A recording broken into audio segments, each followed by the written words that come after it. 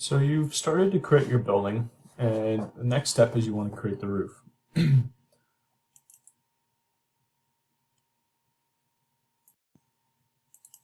going to go to an elevation here, and we want to create a new level. So I'm just going to click the copy command as I select that level and move it up to the top here. We're going to rename level 3 roof.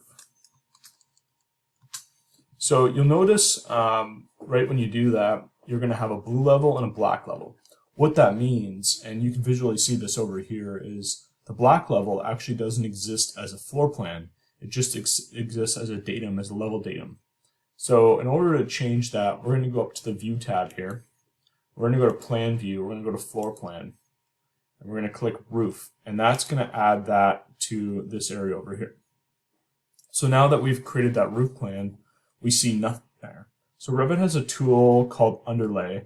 Underlay is, essentially like you're using trace paper and you're underlaying something underneath that you want to trace. So now that we've done that, we can go into the Architecture tab, we can click Roof, and we can, using Pick Line, and we're going to set an offset or an overhang of 2 feet, and we can now create our roof. To turn off these 2 gable ends, and then since this line doesn't extend all the way over, I'm going to use the Trim and Extend command to join them.